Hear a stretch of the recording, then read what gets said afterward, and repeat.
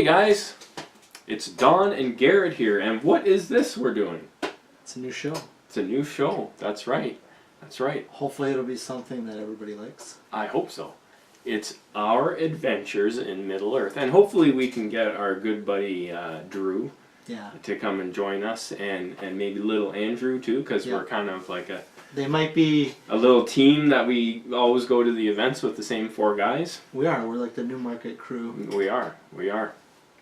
But what we're doing is we're gonna be doing this show probably every month, maybe sometimes maybe 3 weeks, depending on when we have something to talk about. There's no set schedule. Yeah, there's no set schedule, but when something new comes out or there's a tournament, we'll probably have a show. Yeah, but because what we're going to be talking about here is really the OSBGL League and the other events that are in Ontario. Like the OHA has a couple events there they run every year, and like we've both been to Nova. I'm sure we're going to be talking about Nova experience stuff. And I guess there's an Articon, but I went last year. Drew went last year. Yeah. But I don't think any of us are going this year.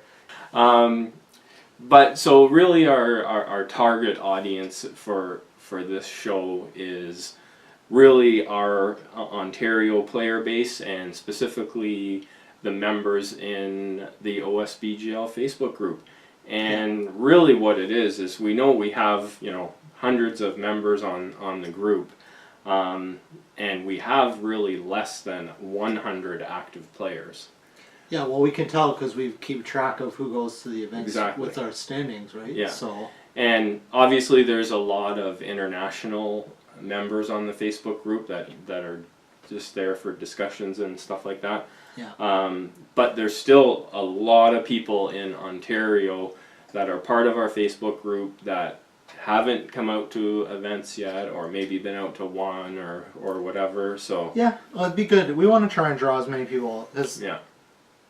As much as I like playing people, it's good to get new fun people. To play the same people a few times. When it becomes repetitive, it's a little stale, right? You like getting like you need new blood, right? Like, and people come, they play a few games, and then you don't see them for a year or 2 years. They go off to university, or they get married or whatever. It happens all the time. So you constantly need to have like new people trickling into the pool of players. Yeah, right? Turnaround, I guess is and term. We know there's a lot of people out there on the Facebook group that are in Ontario and don't come, and we just want to show how good a good a time it is to come out to the events, and you really enjoy yourself going to the events, and it's not a super competitive league. You can come and just have fun and enjoy yourself. Yeah, we do have a lot of fun. Well, like even this event that's coming up next is more of a fun event type thing, but we'll talk about that a little bit later. Yeah, so we're not going to be posting, sharing these video links on all kinds of other Facebook groups all over the place. Specifically for you guys. It's for the Ontario players. Now, if other people do watch these, like international players, that's great, and they get something out of it. Fantastic, and love to hear feedback from them on the content as well. So that would be good. And but what are we going to be talking about exactly? All kinds of stuff. All kinds of stuff. Well, really, it's going to be the events primarily, right? We're going to talk about. Because you and I, we go to pretty much almost all of them, right? Well, look at last year. Yeah. You went to every event our league had, and I missed one. Yeah. But it's because I had a family reunion, so I couldn't and that's I'd say typical for this is our 4th year, and that's pretty typical. Like either one of us maybe missed one event. I don't know if we've missed 2. I don't think you've missed very many. Yeah. I'm trying to think. I know I missed one the first year, but. There's probably another one in there. It was the doubles event, and it was because it got sold out. Yeah, we couldn't fit in. So yeah, so anyway, upcoming events.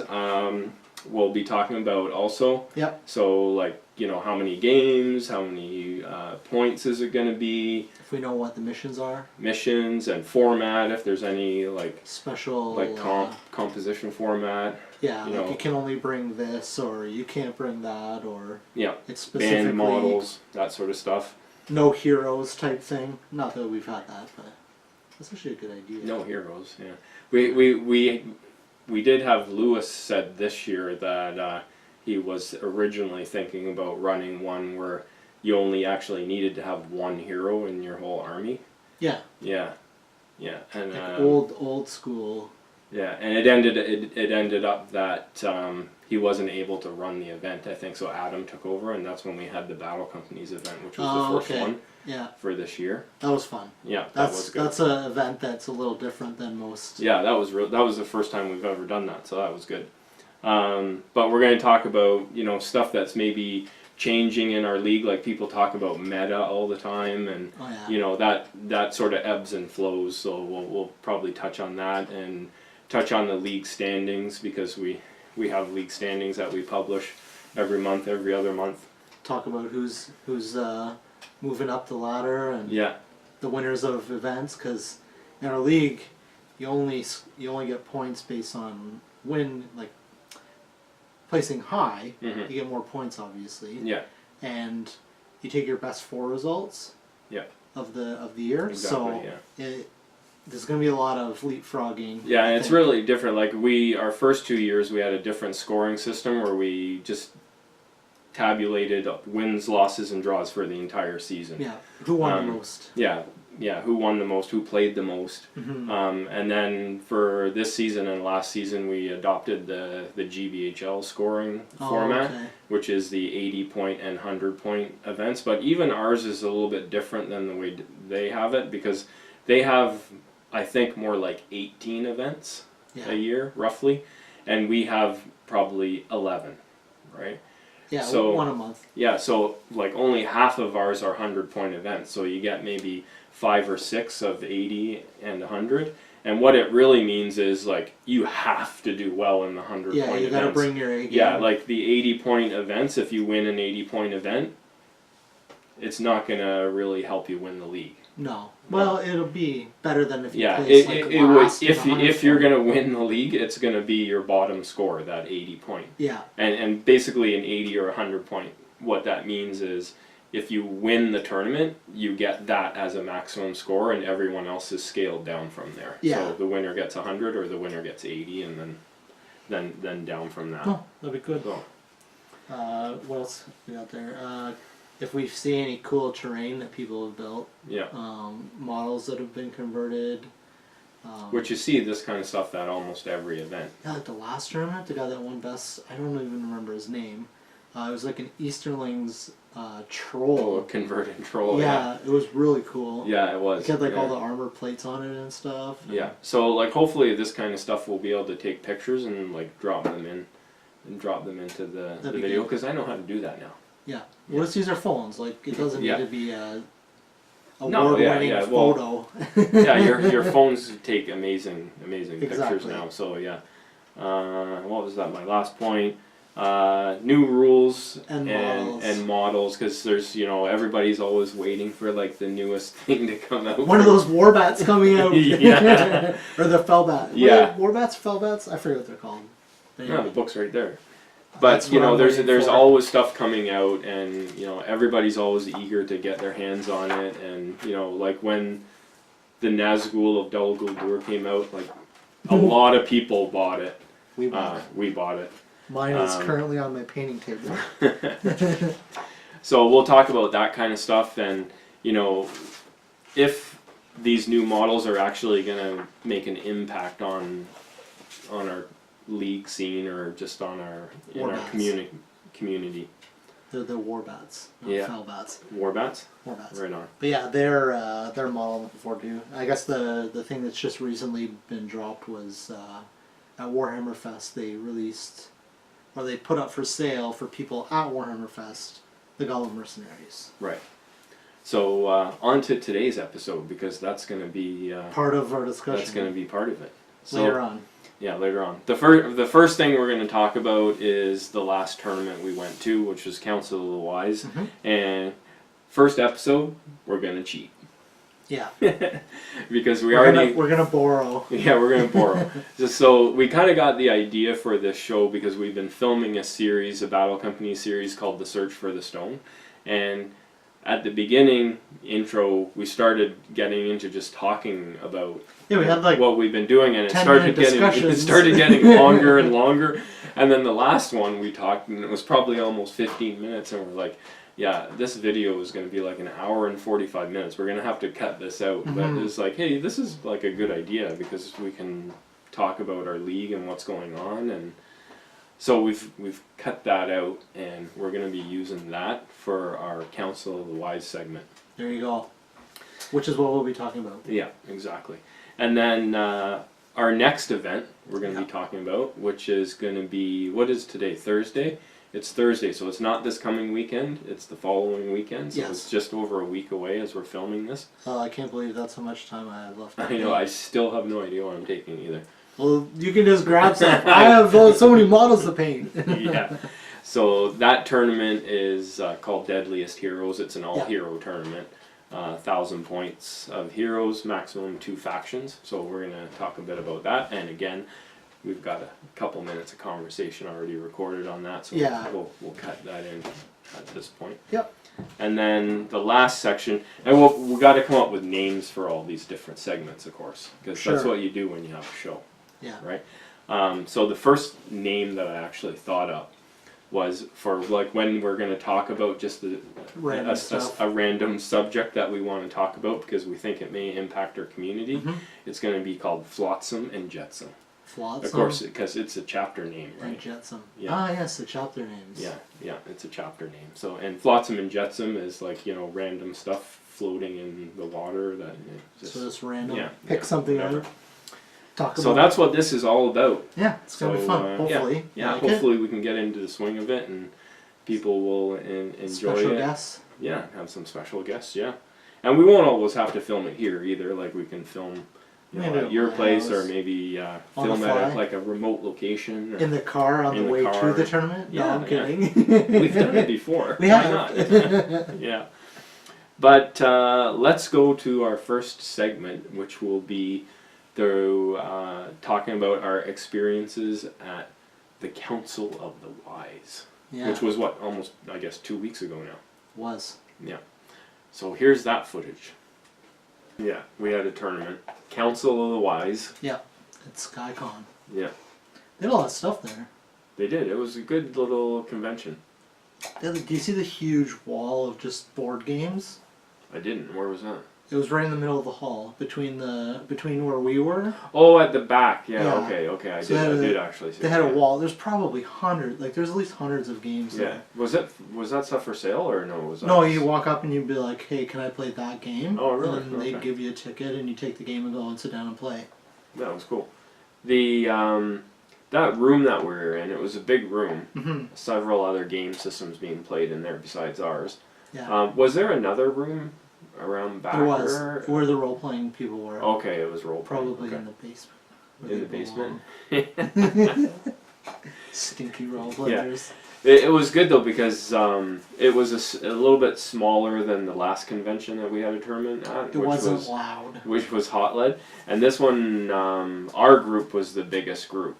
Yeah. There. At, I think it was 30 paid players, maybe 29, something like that. Yeah. And so it wasn't as loud, which was a relief. Good. Yeah. So my throat wasn't destroyed at the end of it. Yeah, from exactly. All the yelling. Yeah. Yeah, so they had all kinds of stuff. They had like people playing Star Wars. There's Malifaux. Yeah. There's a bunch of like card games that game developers were releasing there and having people play. Oh yeah. That I looked at. I didn't have time to obviously play them, and then Gorilla Miniature Games was there. Yeah, Ash. Well, you've already met him before. Yeah. I hadn't met him before, so it was good to meet him. Yeah. Yeah, it was good to talk to him. He's a good guy. But they had vendors there. There's a lot of stuff for sale. We didn't really. I didn't buy anything. So every time I go to the place when Six Squared Studios is there. Oh, yeah. I've been buying stuff every time they're there. I wanted to buy something from them, and then I was thinking about buying the guy that had all the pre-painted Hearst molds, stuff. But I couldn't. I only had $20 in my pocket. Yeah. It's nice stuff. It's not cheap though. No. So. But. What did you bring to the tournament? It was 750 points, and the comp was that you had to bring a herald, and the herald could be basically it's a wizard. It had to be an expensive model. Yeah, which in most cases but he listed who was available to take as a herald, and he includes 2 profiles for both of the blue wizards that he's made up. Yeah, the custom ones he made. I took Harad and Umbar, my go-to evil list for now, anyway. And so your herald was my herald. I should have changed who my herald and my leader were, or what was riding what.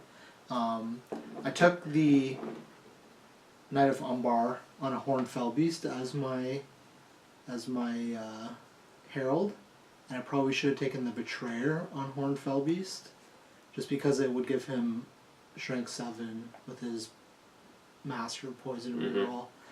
So a little bit of a mix up there on my part, but it didn't do too bad. I played I think Joseph was the only person I'd played that had played before. Oh, you played all the new people? I think. No, that's not true. My first game was against Ben. Oh, okay. Yeah. So what was your record in the end? 2-2. 2-2. Yeah, that's not bad. Yeah. Respectable. It was close. First game, I think Ben scored 3 more wounds than I did. But I wounded his leader, and he didn't wound mine. Okay, so it was a close, 3-1 loss. So I don't know. I technically think a low scoring game. That should have been a tie, but that's just my opinion. And then the next 2 games, I managed to pull out a win. The heirlooms, I managed to. We're picking the objectives, and they weren't the right one. Down to the last 2, and he had one in his area where his guys were concentrated, and there was one at the back beside 2 of my archers, and I snuck in and got it. I checked one on his side, and it wasn't the one, so it was automatically mine, and I ended up winning because of that. Yeah. And then the other game, I half trolls killed 6 elves in the last combat and broke them. Nice. So I won because of that. But yeah, so it's 2 wins and 2 losses. Oh, that's good. Yeah. Yeah, I took my Isengard, just pretty much straightforward Isengard force, 3 full war bands led by Saruman on horse. Typical 700 point Harad list. Yeah, Isengard, 750. Oh, Isengard, yeah. So he's actually only worth 180 points, and I think you could spend up to 250 on your. It's 200. It 200? was supposed to be 200. Yeah. Yeah. So anyway, Derek ruled that I could still use them and that I could still spend the extra 20 points on stuff. So that worked out good. So yeah, it was fun to play that army. I always tinker with the Isengard list and throw in different things and everything. This time I just took straightforward. They were all Uruk-hai. You knew what they were. Yeah, and so it was an easy army for me to play because there was nothing out of ordinary in there. Yeah, so it was good. I went 3-1. And my one loss was to Ronan, who won the tournament. There you go. Yeah. So you lost the best. I lost the best. Yeah. And it was heirlooms, the mission that I lost. And it was, I gotta say that, it was the best game of heirlooms that I think I've played. But having said that, I hate that mission. And I wish we wouldn't play it in tournaments. Yeah. It's one of those missions that if you get... Because it's also, I forget what that setup is, Maelstrom. Yeah. If you get lucky and all your guys come in one spot, and it just so happens that the first objective you check on your side is the objective, it's hard for your opponent to, crawl back from that. Basically, you just throw your whole army against him, and then get wiped out, and maybe you have a bodyguard model or something holding the objective. And in this game, it ended up that we both checked a bunch of them and didn't find it there, and we were both reserving one as normal. and then he ran forward with his giant spiders to eliminate the one in the center of the board and rolled a 6. Oh. And so it was fun because it's like I was like, you know, transfixing or compelling his guy that had it, and I killed him with shooting, and I was doing everything I could to try to keep him from getting away. Yeah. But he ended up being able to move it off and whatever. It was a fun game, yeah. But That's good. yeah, I think I ended up 4th because Drew and Thomas played to a tie in the last round on one of the 2 top tables. Yeah. Yeah, so if either one of them had won the game, I would have come 3rd. But what are you gonna do? Yeah, it's tough. Yeah. You could have won one of those fancy elven rings. yeah, I could have got an elven ring. I'm surprised, because normally when you tie in the last game and you're up near the top, it usually means you don't podium at all. Yeah, so it ended up that like I had 3 wins and a loss, and they had 3 wins and a tie. Oh, okay, so, yeah. So there you go. Oh. So yeah, he had lots of good prizes and stuff. It was a really good tournament, really good. And I think this was the 3rd year he's run it, I think. Yes. Yeah, so it's become a regular part of our tournament circuit, so so that's cool. Yeah, it was good. The next tournament is also run by Derek. Yeah. I think it's called Middle Earth's Deadliest Heroes. Mhm. And it is a 1,000-point all-hero tournament. Yeah, and he's using the Nova rules, so it's kind of like a warm-up. Warm-up for Nova. Yeah. And we're not participating. Yeah, we're both going to Nova, but we won't be playing in that one. But we're both going to go to Derek's tournament, though, so yep. that'll be fun. If I can get my stuff done and the power turns back on, yeah, I'll probably end up painting. I'll finish painting my Nazgul, Necromancer Nazgul, and who knows what else. Maybe the Keeper of the Dungeons if I can find one. Yeah. That's the last model I need. Otherwise I'm going to be playing 75 points short. I don't really want to lose the... I guess I could just take hero, like Orc Hunter. Yeah, you can take models from 2 factions, so you could stick somebody else in from somewhere else. Then I lose the army bonus. Oh, yeah. So army bonuses, man. You can't lose the army bonus. Yeah, the army bonus for that one is kind of important, too. It's a free will. The guys that return from the Necromancer. Yeah. I was going to do, like, Shelob and I forget what the guy's name is. It's like the goblin caster that can enrage stuff. Durzag, yeah. Do the enraged Shelob trick, but I can't because it's 3 factions. Yeah, too many factions. Yeah. I'm willing to lose the army bonus to do that. Yeah. But it's only 2 factions, so I can't. Right on. What are you going to take? I'm not sure yet. So far, it looks like I'm maybe going to try fielding a dragon for the first time. That's cool. Yeah. Mordor dragon or Moria dragon? It will be Mordor. Simply because of other stuff from my army will be from Oh, yeah. So The 2 faction thing is a very limiting factor. Yeah. Yeah, like this fancy hero list of heroes from everywhere, and then you mentioned that to me today, and I was like, like, you can't no, I can't do that. It's like Malbeth and all these elf heroes and humans. Oh well. Okay, so that was our time at Council of the Wise, and we just talked briefly about the next tournament, Deadliest Heroes.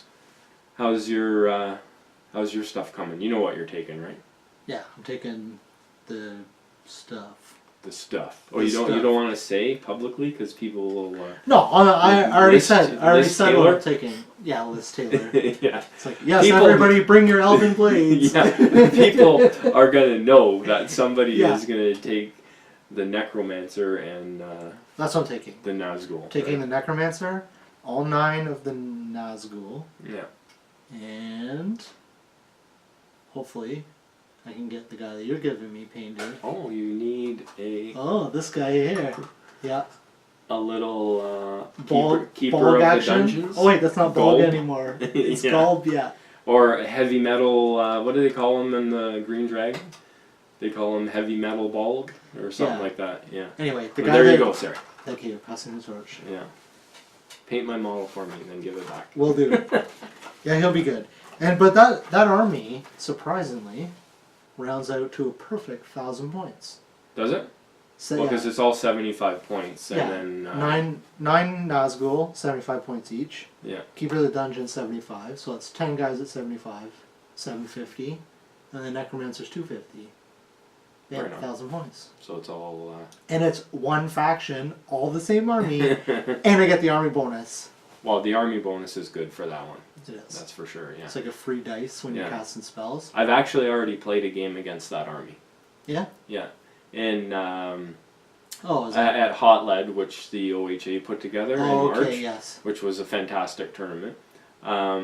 Mike Collins had that army. Now it wasn't 1,000 points, so it wasn't a full. I forget how many points it was now. It was around 750. 750, yeah. So he didn't have all of them. He was three. Yeah, he would have been 3 guys short, like 3 Nazgul, and probably that guy short. Yeah, because he had 6 in the Necromancer. Yeah. Funny thing is, and I played him with my army, which consisted of like 1,000,000 hobbits. Oh yeah. Yeah. Well, oh my god, that was crazy. Because this event's all heroes, Yeah. I'm assuming there's going to be lots of people with elven blades. Though it's going to be magic because there's wizards.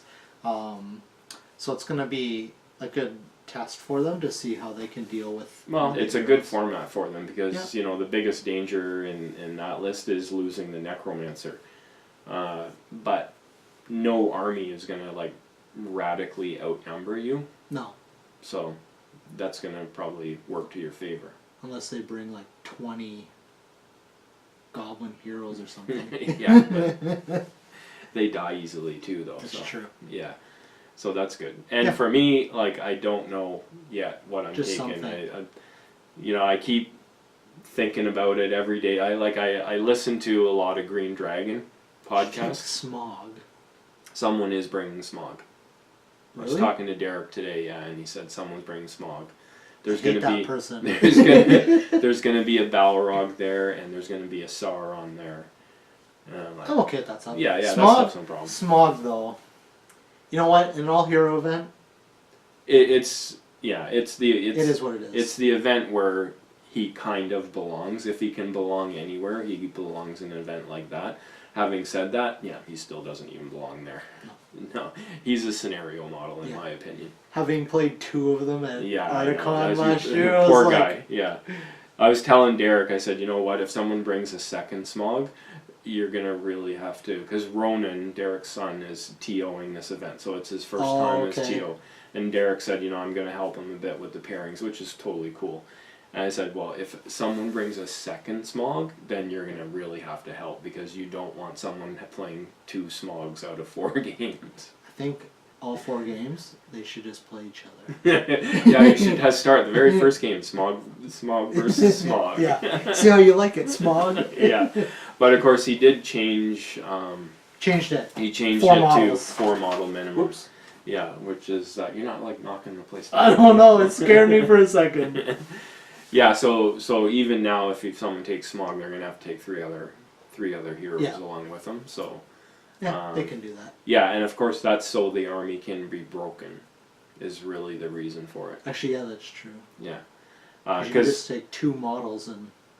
Yeah, like you take Smog and any one other model, and it's like you're not gonna you're probably not gonna give up any leader kill. No. And you're not gonna be broken. So the other players are already at a huge disadvantage before you even start the game. Most games end at either broken or 25, so neither of those. Yeah.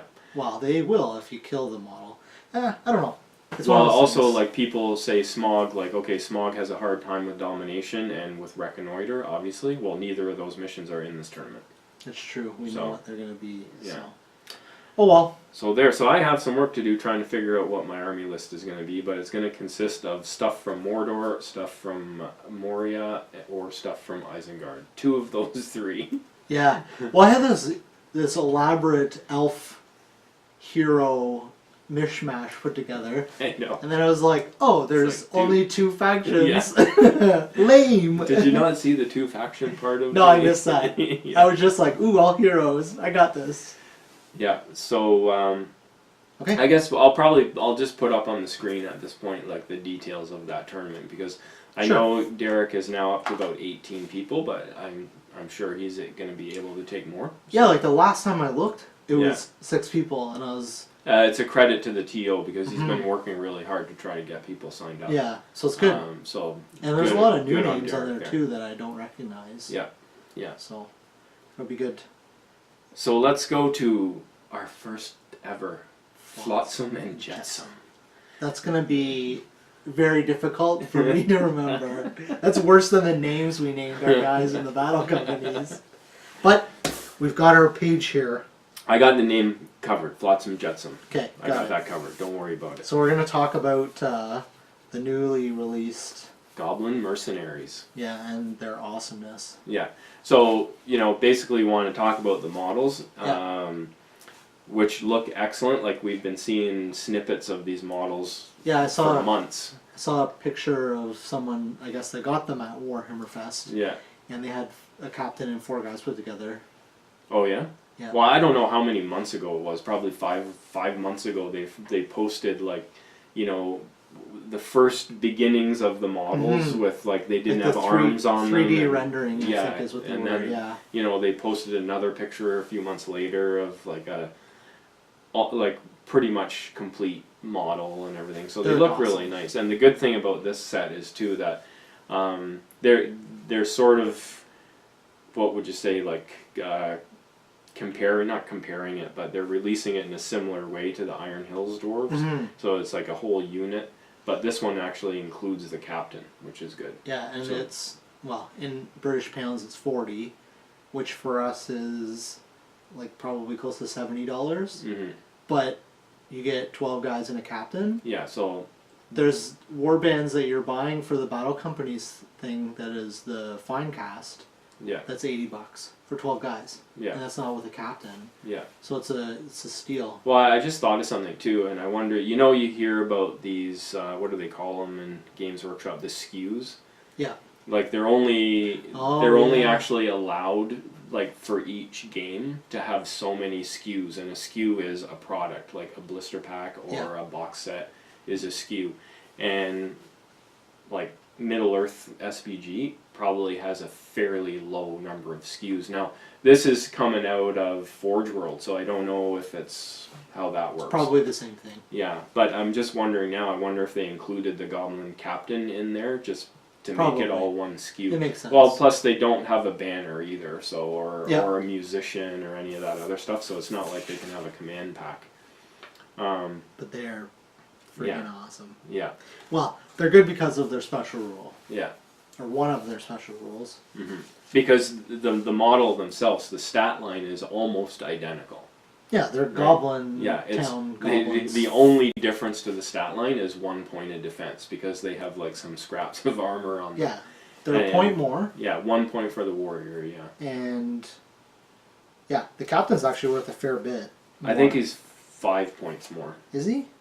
Or is he 15? Well, I checked the book. I think he's 50 now, and I think he was 45 before. Could be wrong there, but I have a feeling. Actually, he's not in that one. He's in the big one. Doesn't matter. But anyway, he's 50 points. So whether he's 5 points more, 10 points more, he's more. But you're getting a point of defense for that, and then you're getting a new rule. So they have Cave Dweller like before, Chittering Hordes, and they get the Mercenary Ambush, which is. It's absolutely going to change everything. Yeah. This is potentially a meta changer, for sure.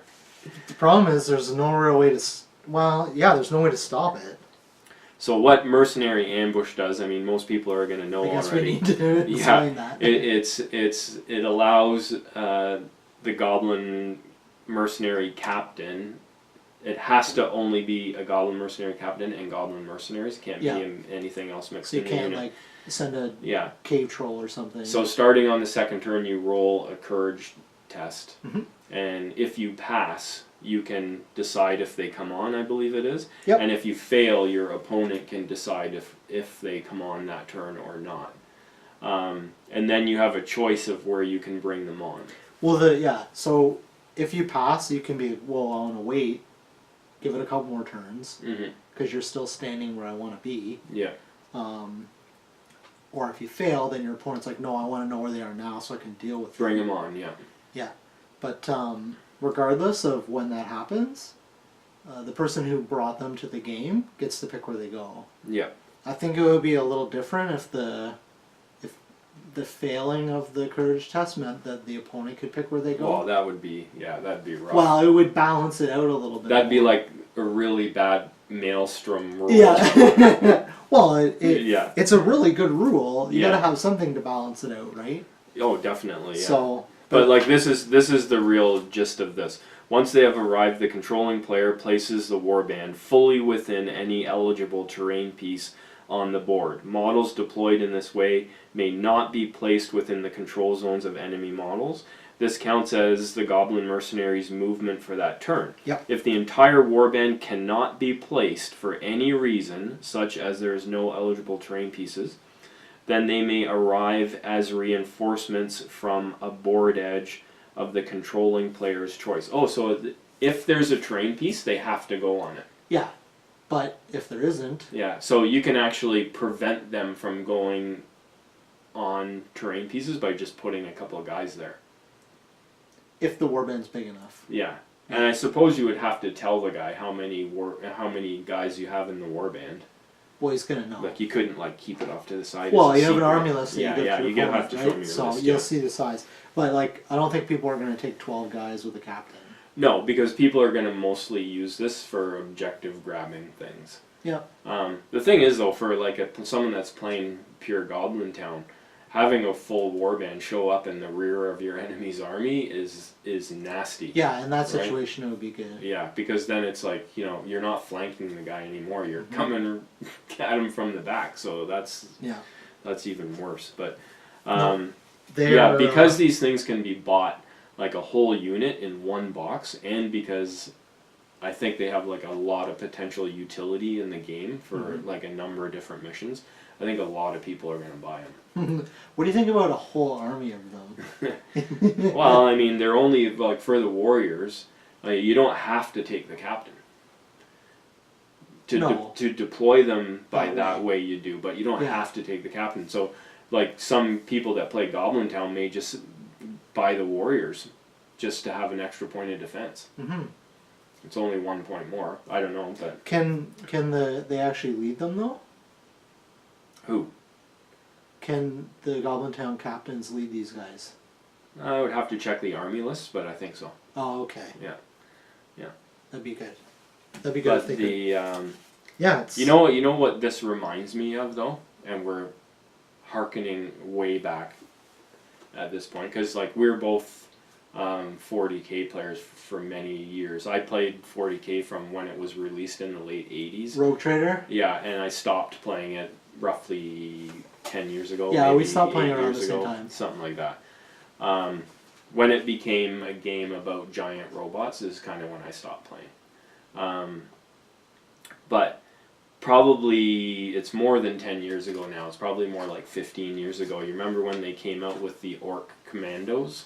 Oh yeah. It was the same rule. Yeah, and then you'd have like Gazgul show up. It's like, Yeah. how does this huge monster Yeah. guy show up with some commandos? And that stuff was crazy in the games. Yeah. Like stuff people would try to pull in like tournaments and that. Like you would have like a very small piece of terrain, and people were like, people would like stack their models like on it. orcs. Yeah, and you notice here in this rule, they've got a little box here, and I'm thinking that somebody else remembers that, and it's like a note on eligible terrain. Yeah. An eligible terrain piece is any piece of terrain on the battlefield that can fit the entire warband fully within it. For example, a large building is an eligible terrain piece, whereas a small rock or a single tree would not be. It would be useful to clarify with your opponent which pieces of terrain are classified as eligible before the game starts. So they already can see it coming. Yeah, right. they know. That's what that tells me. Yeah. Oh, when you make a rule. Oh like yeah, that. yeah. Because people are going to try to get creative about it and stack models on top of each other, which is I don't think that's going to be the first thing I ask my opponent. Or we're going to be like, that's terrain, that's terrain, that's not terrain. Yeah. And we'll have to definitely clarify. Oh yeah, but I think we'll see quite a few of these fairly quickly in tournaments. I'm probably going to get a pack. Well, I have Goblin Town and they're 8. painted, so yeah. Well, the thing is that you like anybody, you can take them as an allied contingent in your army too. So you could be playing like Isengard and then just take a full warband of that just as a nasty surprise. Well, what if you just take a whole army of that? Of just and so what? guys? The entire army starts off the table. Yeah, it's like okay, so like for 4 turns, none of my stuff's on the table. The only guy you have on the table is the Goblin King, because you always take the Goblin King. Maybe. I don't even know if I would. Yeah. Just be like. Well, you could potentially take. As long as you make your courage test. Well, we figured it out, and like for a full warband, it's 110 points for that. So yeah, like if you had a. Because they don't have a rule in this game where you have to have stuff on the table. 550, you take like 5 of those warbands, and away you go. The other guy's like standing there, like waiting for the other army to show up. Yeah, but it'll be the. That'd be pretty awful if it was reconnoiter. Yeah, well, that's one good thing that these guys are going to be great at. It's like, oh, there's no eligible terrain piece. Well, I'll just bring them on your side of the board. Yeah. And then I will walk them off next turn. See you later. It's like we showed up and we're gone. Yeah, yeah, that would be. That's going to be a very good mission for these guys. Like. Oh, for sure, yeah. And like the generals pack all the missions in there. Like I haven't played them all yet. I don't think you have either. So I don't know exactly. We'll wait and see which ones they're going to be really good at or not, but yeah, they're going to be good. I think we'll be seeing a lot of those guys. The only thing that will actually stop us from seeing a lot of them is the fact that they have to bring it from Forge World. Yeah, like you have to buy it. I know that didn't stop everybody buying all the dwarves and that, but yeah, because over here, I mean, if you're looking at doing the order, you're looking at what's the minimum? 250? Is it 250? 250 is free shipping. 250 is free Express shipping. 100 pounds, I think, is also free shipping, but it's not express. Yeah, I thought that was just a temporary special deal they had on. Oh no, you know what it is? It is 250 pounds for free shipping. No, they did the 100-pound things recently. Yeah, but I don't think it's a permanent. It's still on for I think another couple of days. Yeah, but there is a new store opening up in Texas, I think it's Texas, called Warhammer Citadel, and it's the North American version of like Warhammer World. Oh yeah? So it's like a cafe and... I heard about it, yeah, but like are they going to be selling Forge World stuff? They had a thing where if you wanted Forge World, you could have it ordered and sent there if you were going to be there that day. And then they'd waive the shipping. But if they do stock Forge World, and we can order from them.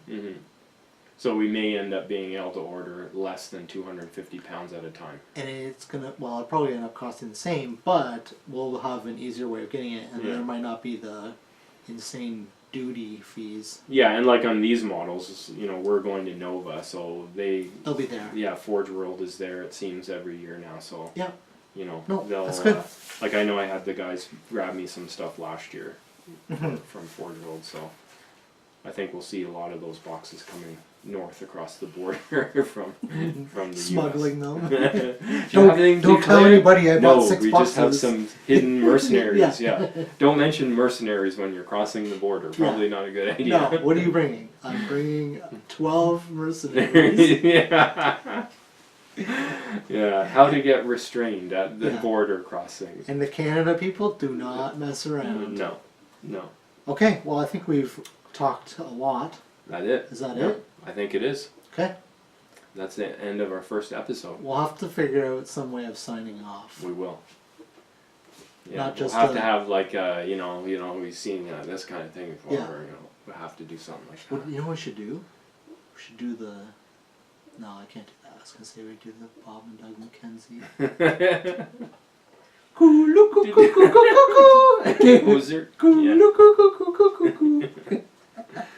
Could do that. Maybe. But for now, we'll go with my traditional. Okay. And that is, get your toy soldiers out and come and play some games with us at the OSBGL. But just don't bring Smog or Goblin Mercenaries. Yeah. None of that stuff. Yeah. All right. See you guys. Talk to you next time.